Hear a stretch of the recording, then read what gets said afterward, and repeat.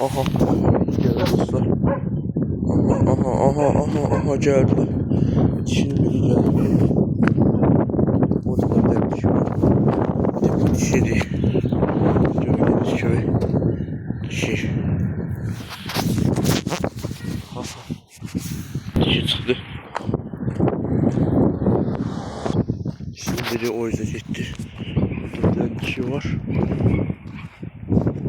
Aha oradan küçüğü ses. Aha dişi de buraya gelir. Bu dişi dostlar ara kızıştıran bir şey değil. Bu yanına çok girmek istemiyorum. Çünkü ağ var burada lider doların. O bizim üstümüzde doldurabilir. Bak kara it.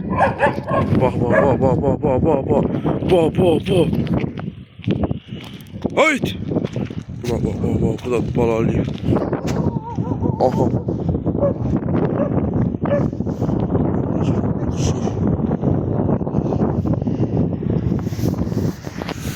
Dostlar.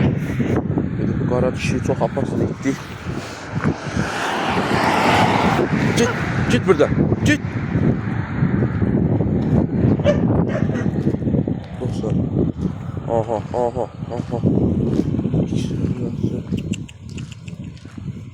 Gördüğünüz gibi.